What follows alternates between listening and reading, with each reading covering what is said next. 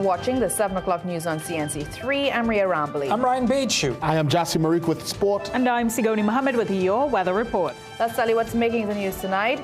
Days after the defense minister claimed the Belmont triple murder was tied to the Morvar killings, police insist there's no link.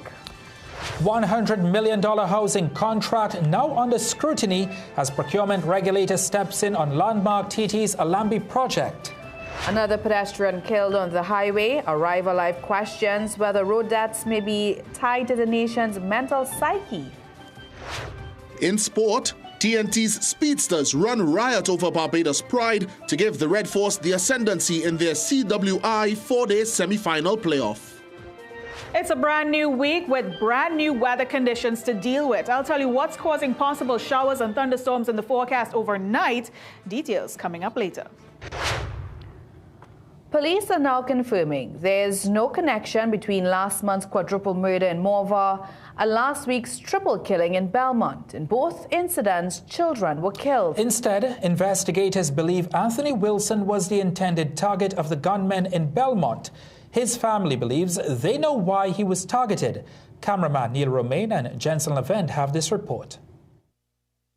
Police on Monday returned to St. Francis Valley Road in Belmont, days after 23-month-old Akini Kafi, his father Akil, and father's friend Anthony Wilson were killed, hoping residents would step forward to assist in solving the murders. The canvassing came days after Police Commissioner Alistair Guevara called on communities to assist in the crime fight. It is your sons, brothers, your family. You know that they are in possession of illegal weapons and they are committing these heinous crimes, and you are remaining silent. And that in itself is an indictment on society and how we should approach how we deal with criminality in going forward. However, one Belmont resident says the solution is perhaps part of the problem. At the end of the day, it starts in the home. And if they are, like for kids, the younger generation that's coming up now, they are quite different from what we had to deal with. No one can speak to them, parents can't, teachers can't speak to them. Last week, Defense Minister Wayne Sturge said the quadruple killing on April 19th that saw 9-year-old Jelana Armstrong murdered was linked to this triple murder. The murders yesterday are connected to the murders in Lady Young, the quadruple murder. It's connected. So, and we know where they are from. We know, we've seen all the wakes and all the crying. However, police are telling CNC3 News that there is no link. CNC3 News spoke with senior police officers who dismissed the connection, saying that was the initial information, but that theory has since been dismissed. Asked about the connection last Saturday, the top cop chose not to respond. I will not be able to confirm that information for you at this time. The police service undertaking an investigation, and I won't want to share too much of that investigation out to the public. Police believe Anthony Wilson was the intended target of the gunmen last week. Speaking with CNC3 News at her Chinatown Extension home, Wilson's grandmother says her grandson was killed for not wanting to join a gang. And that is the type of person Anthony was. He didn't stand for the nonsense, because he used to tell you point blank, I have my family living up here, living here. So we can't afford to let no nonsense, nothing happen. She believes only one thing can help her community and country. These young people need God in their life. What do you think the government could do? Well, the government is a waste of time. Both sides? Both sides. Both sides. Because when election, you will see them, they will come, and after that, you don't see them or you don't hear them for the next 5 years. And while members of the Homicide Bureau are requesting assistance from the residents, Wilson's mother wants them to do more. Do the work. You understand? Because if it's really work, my son will be alive. They're not doing the work. Last week, one of Wilson's past school teachers, Keisha King, acknowledged that Wilson was identified as a child with special needs and therefore required greater support. She then urged the authorities to provide more resources to assist children with special needs. She spoke during her school's march against violence around the Queen's Park Savannah. Jensen Levent, CNC3 News. However, responding to CNC3 News via WhatsApp this evening, the Defence Minister said he is standing by his statement made in Parliament. Minister Wayne Sturge says the investigators' latest position might explain why detection rates have been historically low and conviction rates even lower. Sturge added, as a former criminal defence attorney, his position is that until he sees credible evidence to the contrary backed up by charges laid, he will maintain his position, which, according to the minister, is based on the intelligence on the ground. He further says it's, quote, a small wonder why conviction rates in gang-related matters under the Anti-Gang Act in particular are closer to zero, end quote. A newly formed state enterprise is facing scrutiny from the Office of the Procurement Regulator over alleged non-compliance linked to a $100 million contract. Landmark TT was formed to facilitate public-private partnerships to develop high-end and unsubsidized housing. However, the OPR is investigating complaints relating to a housing development in South Trinidad. Akash Samaru has the details. The Office of Procurement Regulation has stepped in again. First, it was the HDC. This time, it's the Ministry of Land and Legal Affairs' newly formed state enterprise, Landmark TT Properties Limited, that is under the microscope. And it involves a $100 million contract and the Allenby residential development in Corinth. In a letter from the OPR to the state company dated April 20th, the OPR said it received complaints that the company applied a selective tendering process as opposed to an open bidding process. The OPR said if Landmark TT chose selective procurement, it was required to justify that decision under the procurement regulations and pre-qualification selection rules. And the OPR said it could not locate an electronic publication of the contract award as required under Section 36(1) of the Act. The regulator noted the contract was reportedly worth $100 million TT dollars and warned that major projects like this carry a higher risk of financial loss if proper value for money is not achieved. The OPR then directed Landmark TT to provide a full record of the procurement proceedings for the Allenby project. The OPR also wants a list of all contract awards and framework agreements from February 2026 to present, proof of compliance with publication requirements under the Act, and explanations for any failure to promptly publish notices of contract awards. Now, the OPR gave Landmark TT 7 days to comply, and the procurement regulation body told CNC3 News today that the company did just that. But it's not a matter of case closed. The OPR said those documents are currently under review. The OPR said no suspension order was issued. Now, repeated efforts to contact Landmark TT's CEO Nishal Shane Puna and Line Minister Saddam Hussein today were so far unsuccessful. If you're wondering what Landmark TT is, well, don't go to its website just yet. There isn't a functioning webpage. That's supposedly coming in under a month. But on March 19th, its line minister said Landmark TT facilitates public-private partnerships to develop high-quality, unsubsidized housing communities on underutilized state lands. And even then, Minister Hussein underscored the importance of OPR compliance. So how do we decide which developer gets which lands? What's the process? So the process is always guided by the OPR. We can't go behind the OPR. So that is what we have to do. Akash Samaru, CNC3 News. Opposition MP Camille Robinson Regis is questioning why the Allenby residential development project was not halted while the OPR investigates alleged irregularities surrounding the $100 million contract. While the former housing minister is welcoming the intervention, she further questioned whether contractors were rushing to complete preliminary works before any possible action by the OPR. The Caribbean Public Health Agency is confirming there's no evidence of confirmed cases of the hantavirus in Trinidad and Tobago. CARFA's executive director, Dr. Lisa Indar, confirmed this during a virtual media briefing earlier today. The issue surfaced after CARFA was asked about reports circulating about suspected cases in this country. Dr. Indar revealed she herself received the message during the briefing, but stressed the information had not been verified and did not originate from any official health authority. Meanwhile, the Ministry of Health dismissed a viral memo about school closures as fake and urged citizens to rely only on official updates. CARFA officials also moved to reassure the region that the risk of hantavirus spreading in the Caribbean remains low. This is due to the scientific evidence that shows hantavirus does not spread easily between people. The Andes strain linked to this outbreak is unusual in that limited person-to-person transmission has been observed. However, this is rare, requiring close and prolonged contact. The briefing focused largely on the hantavirus outbreak aboard the Dutch-flagged cruise vessel MV Hondias, which departed Argentina on a South Atlantic voyage. According to CARFA, the outbreak has been linked to the Andes strain of hantavirus, the only known strain capable of limited person-to-person transmission.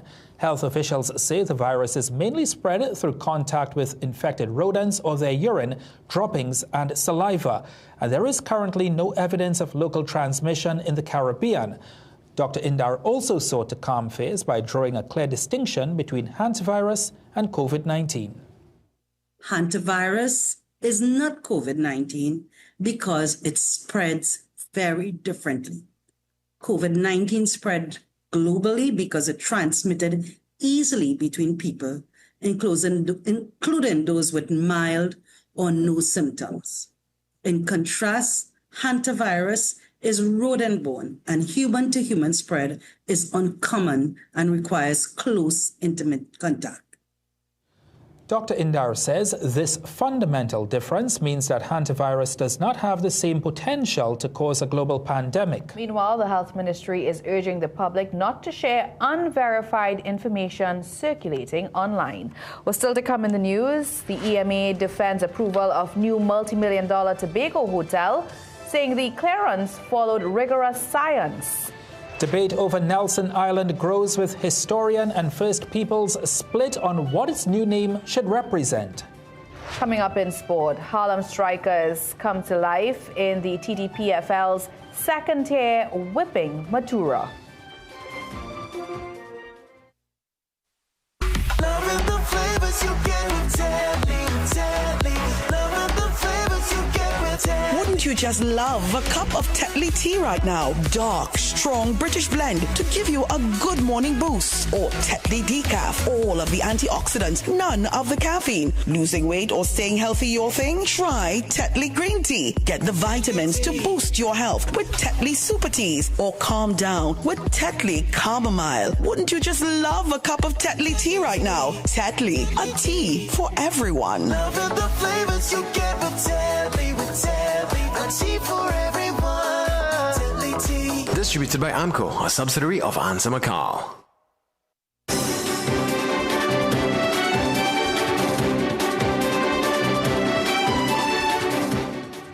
A woman who was struck and killed while trying to cross the Churchill-Roosevelt Highway in El Socorro early this morning remains unidentified. Police say the accident happened around 5:25 a.m. near the Solo factory.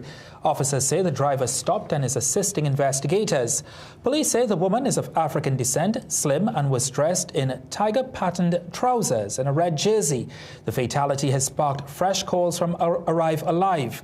President Sharon Inglefield is urging the Health Ministry to release data that could show possible linkages between road deaths and the mental psyche of citizens. She asked whether hopelessness, homelessness, or impairment are driving pedestrians to risk crossing multiple lanes of traffic. A man who left Bagatelle Village in Tobago for work in Scarborough never made it.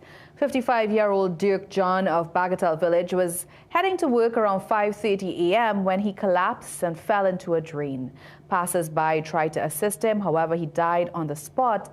A nearby shopkeeper said she knew John and was shaken when she saw the commotion and realized it was her neighbor. He's a very humble soul because I have a little thing by the yard up there and he support me every day. Morning we will stand up and talk and, you know, he's real humble. I was surprised was he, you know. The shopkeeper said she was disappointed in the paramedics' response. Police are investigating. As the government moves to rename Nelson Island by encouraging public consultation, historians, indigenous leaders and heritage advocates are divided over what the island should represent. Some support a name reflecting Indian arrival based on the thousands of indentured immigrants who arrived there. But there are others who say the island's First Peoples, labor history and war legends must also be recognized. Radhika De Silva and Ivan Tulsi have more. The debate over the renaming of Nelson Island is gaining momentum, with some calling for the change to reflect the island's complex history. But Professor Emerita of History at the University of the West Indies, Bridget Brereton, says while removing the name is appropriate, choosing a new name will not be easy. The tricky thing is that Nelson Island has been important in many different periods of history and for many different groups. It's likely it was inhabited during pre-Columbian times. I don't know anything about that, but it's quite likely. So there is certainly probably a case for a name that reflects indigenous heritage. Grand Chief of Sovereign Nations Eric Lewis believes the island should instead honor the country's first peoples. Our indigenous heritage, identity and culture needs to be promoted a lot more. And I believe that our country can rename the island in honor of one of the chiefs, one of the indigenous chiefs, the Amerindian chiefs from 500 years ago. Chief Bukamari was this country's first warrior chief, first warrior grand chief in the 1500s, in the early 1500s. Meanwhile, President of the Palmies Historical Society, Terence Honoré, says the island's history should not be limited to one group or period. The name must be collective in its reference because it must include the indigenous people. It must include the other people who were incarcerated there. It must include the arrival of the indentured workers. I mean, it's something that you have to ponder on. You have to consult with your various groups and people to come up with a name. I mean, I am not adverse to the change from a British name.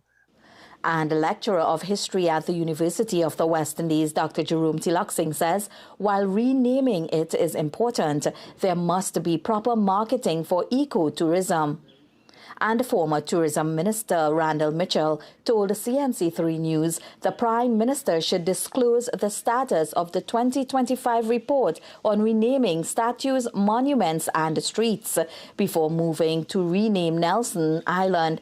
Last week, the Prime Minister proposed renaming Nelson Island to honor the Jahaji legacy of Indian indentured laborers, while promising public consultation before any final decision. Radhika De Silva, CNC3 News. With plans to rename Nelson Island, we asked members of the public to offer their own suggestions. This is what they suggested.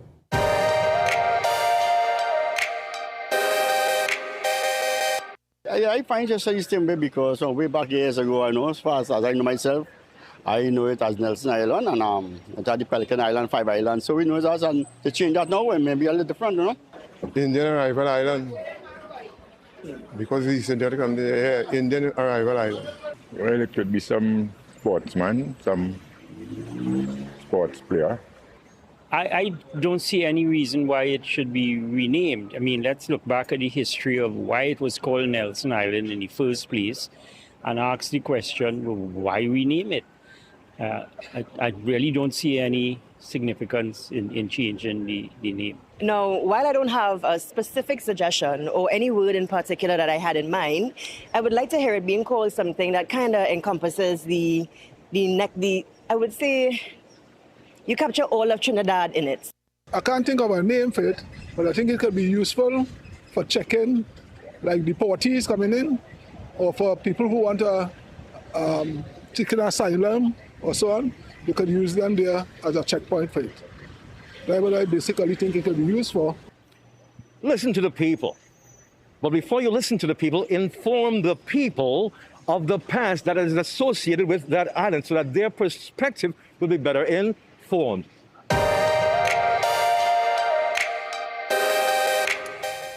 The the Environmental Management Authority is tonight defending its approval of a new hotel project in Tobago, saying the clearance followed a rigorous science-based review. The EMA says the certificate of environmental clearance was issued only after detailed technical analysis, consultations and stakeholder input. Over a week ago, the authority confirmed its approval for a 200-room Marriott-branded hotel. Since then, the Rocky Point Foundation has been protesting certain specific aspects of the development to protect what it describes as an extremely sensitive environment. The authority says it imposed turtle-friendly lighting, restrictions on construction during nesting season, and monitoring programs to safeguard habitats. Officials stress the clearance is just the first step, with ongoing compliance checks and water quality monitoring required throughout construction and operation. Minister of the People, Social Development and Family Services, Vandana Mohit, is rejecting claims made by former Minister Ayanna Webster Roy regarding staffing concerns within the division. In a Facebook post, Webster Roy questioned reports that staff attached to the division had been sent home since and called on Minister Mohit to provide answers. But in a statement today, Mohit described the allegations as misleading and deeply dishonest. The minister said the government inherited a, quote, hollowed-out structure, end quote, when it assumed responsibility for the Child Affairs Division in October last year. According to the statement, of the division's 12 approved positions, only 1 was filled, while 11 remained vacant. Mohit also denied claims of mass dismissals, saying 1 position simply reached the end of its contractual term and was not terminated. She further stated that financial compliance duties are now being handled by accounting staff within the ministry as part of an ongoing restructuring process. Let's tell you what's still to come in the news tonight. Southern Sales adjusts Audi's EV lineup after tax changes, while dealers say gas cars still have staying power. Well, temperatures remain steamy while showers are rolling through the islands. I'll tell you how long this trend is going to take us through the next couple of days right after the break. Mom, Dad, this is Trevor. Hi. He's no Kieran.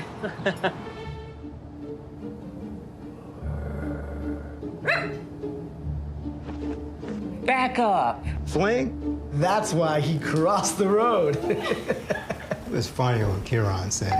Oh, who could that be? We're like the parents who don't miss your ex. I can't believe Kieran is in the neighborhood. CG United. Good like that.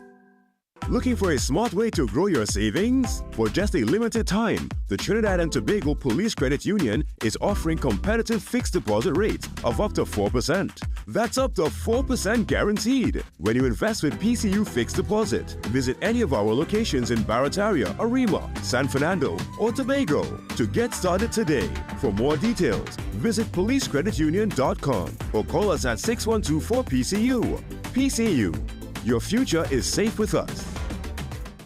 Struggling to have a baby? Trinidad and Tobago IVF and Fertility Center presents Conceiving Hope, the IVF event, May 16th at Sapa, San Fernando. Discover new medical advances in IVF, the most effective fertility treatment today. Enjoy free consultations with qualified fertility doctors and nurses. Conceiving Hope is free, but you must register early. Visit www.trinidadivf.com or call TTIVF at 615-BABY.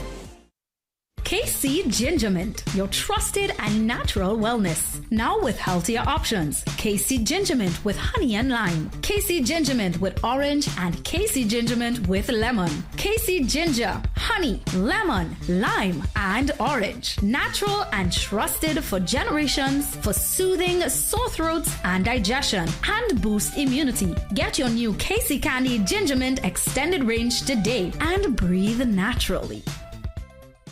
Gaming Express Limited is a premium importer and retailer of the highest quality brand name electronics. We stock the widest range of PlayStation, Nintendo Switch, Samsung, and Apple devices and accessories. Visit us at Shop 52, Level 2, Gulf City Mall in San Fernando, or contact us by phone or WhatsApp message at 687-7480 or 301-9797 or 798-1280. Like our Facebook and Instagram pages for updates on products and services.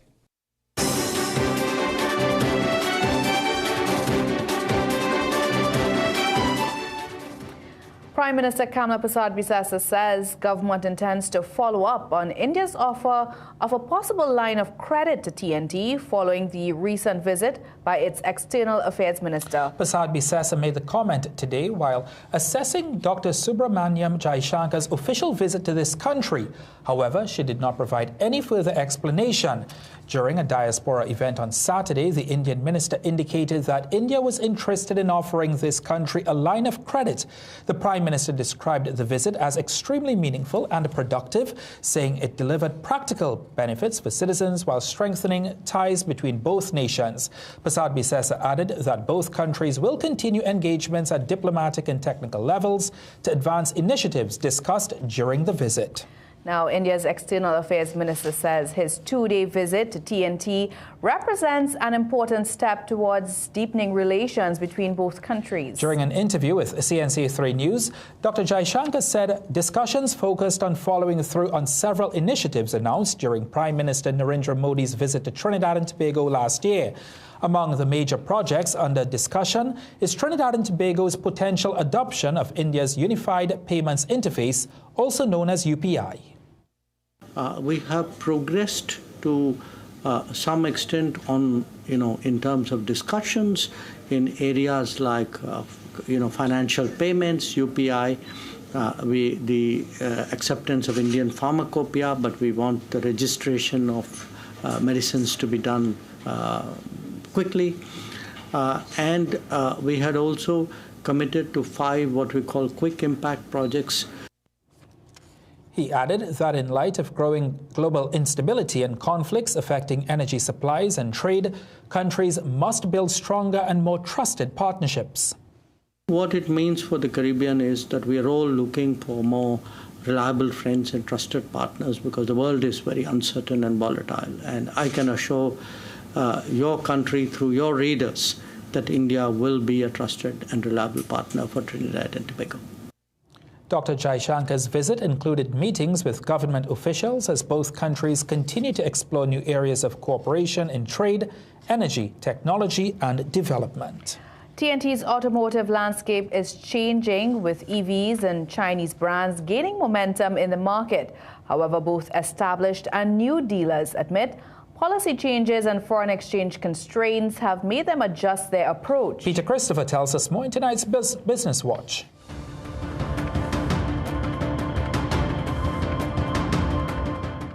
After a surge in sales following the introduction of Audi's A6 EV last year, CEO of Southern Sales Imtiaz Mohammed says the company had to make changes after exemptions to EVs costing over $400,000 were removed at the start of the year. At the launch of the Audi Q3 at Millfield last week, Mohammed said specs had to be adjusted to keep the cost price down. We worked with Audi. Audi was very supportive. We were able to change some specs from the vehicles last year. Audi gave us some, let's call it, introductory pricing, and the vehicles came down in price under the $400,000, and so we have electric vehicles, Audi electric vehicles with full exemptions again. Consumers in TNT will benefit. During that event, Mohammed also acknowledged the surge in demand for Chinese vehicles in the market. This demand has seen Spectra Motors become the latest dealership to bring in Chinese vehicles, as it unveiled the Omada and Jaku brands at its temporary showroom in St. Clair. Brand manager Jamie Mackey says the technology in Chinese vehicles has drawn significant appeal. However, she admits foreign exchange has made inventory management a challenge. That is always a challenge given, everybody knows about our foreign exchange issues. We do take a very strategic approach. We look at the market, we're going to analyze what people want, what people don't want, and that's how we're going to place our orders. While EVs and hybrids are dominating the market, Mackey confirms the brand is also bringing in gas vehicles. I think there will always be a demand for ICE vehicles. Mohammed similarly confirms that Audi has no plans to ditch gas anytime soon. TNT's visibility at last week's Offshore Technology Conference 2026 has been hailed as a boost to this country's capabilities in energy services and support, at a time where energy balance and regional collaborations were placed in focus at the event.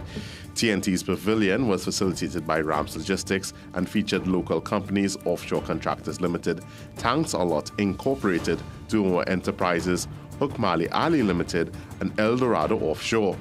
Dale Lutchman Singh, Vice President Sales and Marketing at Rams Logistics, says OTC continues to reinforce its role as the central meeting point for decision makers shaping the future of offshore energy across the Gulf of America, the Caribbean, and South America.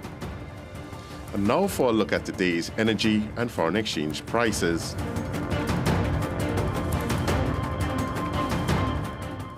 Peter Christopher, CNC3 Business Watch.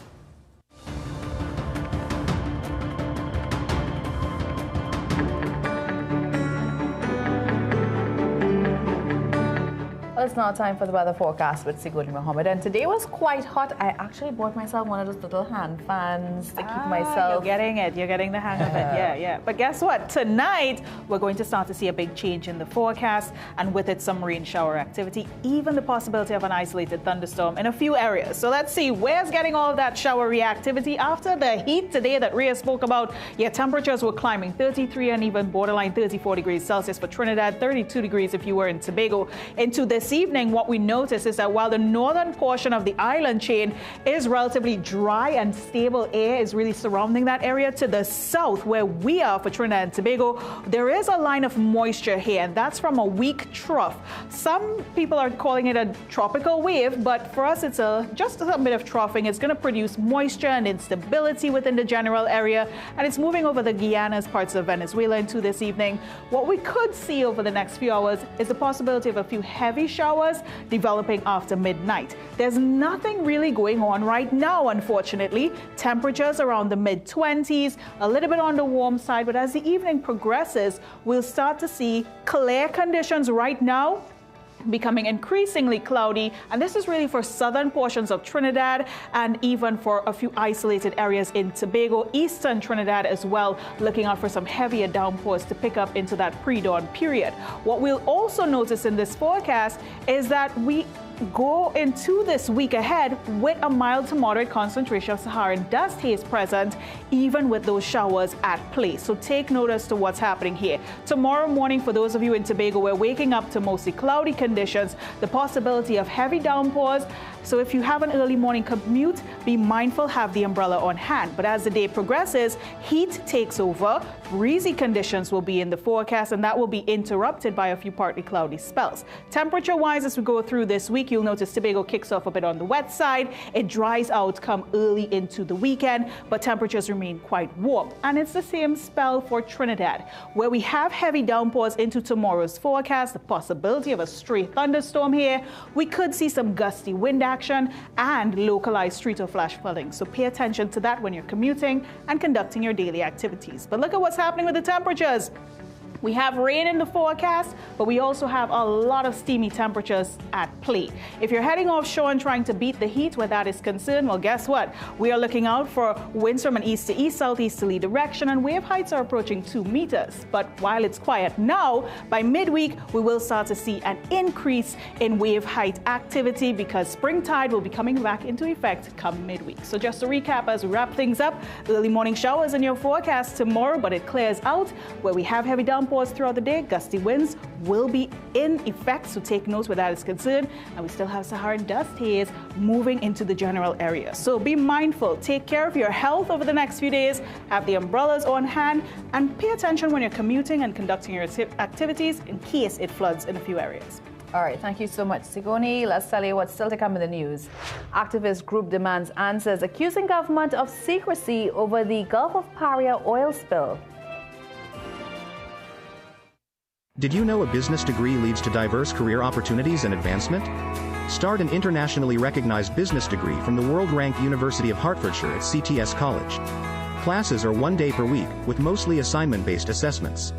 Plus, with 3 intakes per year and flexible payment options, getting started is easy. Holders of an associate degree, advanced diploma or ABE Level 5 diploma can complete this program in only 12 months. Call CTS College today and find out how you can get $6,000 off.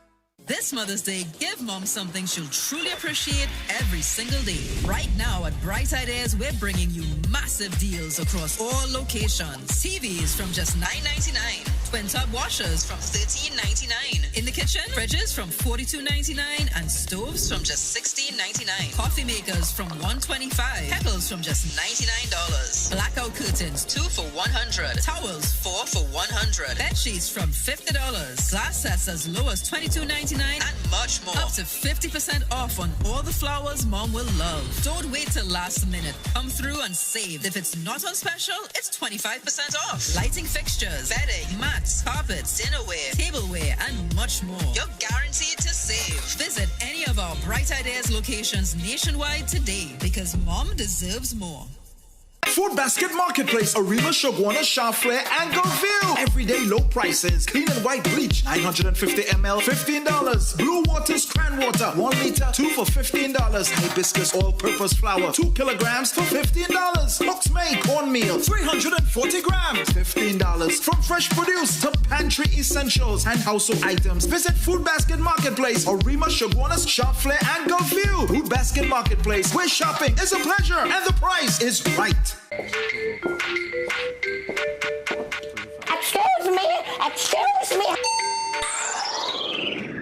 Excuse me, sir, drop this.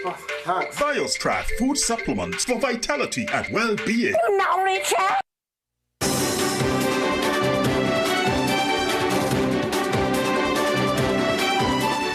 The Senate is due to reconvene tomorrow, but there is still no indication from opposition leader Penelope Beckles on whether she has accepted the resignation of Senator Janelle John Bates. And as Beckles' silence hits the 10-day mark, a former House Speaker is warning that amending these standing orders cannot repair what he sees as a deeper collapse in ethics in TNT's Parliament. Barendra Sinanan was responding to the controversy surrounding edits to a parliamentary witness statement submitted by former Health Minister Terence Dayal Singh. He believes John Bates should have resigned immediately after the matter became public. Sinanan also criticized attempts by the opposition to accuse House Speaker Jagdeo Singh of misconduct. Sinanan argues that two wrongs do not make a right. He adds that legislation alone cannot fix the wider erosion of moral standards in public life. The day we start to do that, I don't know if there'll be enough timber in the country to make paper. Because you really cannot legislate for everything. This is something that you have to know that is inherently wrong or right. And this is wrong. Things have degenerated in this country. Right up even in the Parliament. We have lost our moral compass, our ethical compass, everything. Meanwhile, political scientist Dr. Indira Rampasad says the opposition leader's delay in deciding whether to accept John Bates' resignation risks damaging both her authority and the PNM's public image. If it is a strategy that can seriously backfire. Because the indecisiveness and is a suggestion of weakness. It could be perceived as the party. It has no burning desire to do what is ethical. Senator John Bates declined to comment, while repeated attempts to obtain a response from opposition leader Penelope Beckles have been futile. Well, Venezuelan authorities say they are keeping permanent watch on the hydrocarbon spill that originated from Trinidad and Tobago. Eco-socialism Minister Freddy Nyanez confirmed the spill has already impacted coastal areas in Sucre, with sensitive zones in Delta Amacuro also under close monitor. Acting President Delcy Rodriguez has ordered the immediate deployment of a multidisciplinary team of environmental specialists, biologists, and risks experts to assess the damage and activate mitigation measures. The Venezuelan government says priority is being given to fishing communities, while efforts focus on safeguarding marine ecosystems and mangroves. Well, the group Fishermen and Friends of the Sea is demanding answers tonight, accusing government of secrecy over the offshore oil spill in the Gulf of Paria. Secretary Gary Aboud is challenging the state's handling of the incident, which reportedly occurred on May 1st but was only confirmed yesterday after Venezuelan authorities broke the news. Aboud says citizens are being kept in the dark and he wants government to disclose the exact location of the spill, its cause, and who will foot the bill for cleanup. He insists whoever concealed the spill from the public must be held accountable. It's unconscionable, especially coming from the government, any government, that you should smother and hide and pretend and play games with grassroots people. How can you hide the discharge of cancer-causing substance, which is destroying fishermen's nets and livelihoods? How can you just hide that and walk free? Aboud added the Energy Ministry has the responsibility to protect the well-being of citizens over the reputation of the state. Well, Jassy is standing by with some exciting World Cup news. Jassy? Yes, Ryan, the tournament is now within touching distance, just 31 days away. And did you know there will be 3 opening ceremonies? I'll explain after the break. And I'll also have some highlights from a unique track and field double for Jamaica's Clayton twins. Stick around, sport will be next. We are your one-stop, most convenient, most helpful, most caring community pharmacy. Our pharmaceutical services include dispensing medicines, repeat dispensing, clinical governance. But we also have a fully stocked convenience store featuring our refreshment aisle, grocery lane, personal care products, toys, pet supplies. We are most conveniently located out of the traffic, just 2 minutes off the highway in Heartland Plaza in Deva Chaguanas. Contact us on 220-8705 or 470-5938 and visit us soon. Looking for the ultimate gaming experience? Welcome to Phase 22 Gaming Lounge, where gamers of all ages come to play, compete, and have fun. Dive into your favorite games on PlayStation, Nintendo, Xbox, or race on our high-tech racing rigs. And experience the thrill of VR with PlayStation and MetaQuest. Our lounge is safe, comfortable, and perfect for everyone. When you're done, check out the latest gaming systems, accessories, and even Samsung and Apple phones. Visit us on the 2nd floor of Gulf City Mall or call 786-2404 to book your gaming session today. Things don't always go as expected. Be ready with Trinry for auto, home, business and group life. Call us at 800-TRIN or visit trinry.com today. Huge insurance premium. Pay your premiums bit by bit with FlexiPay from Trinry. For more manageable auto, home and commercial insurance payments, call us at 800-TRIN or visit trinry.com today. Trinry. Premier insurance coverage for less.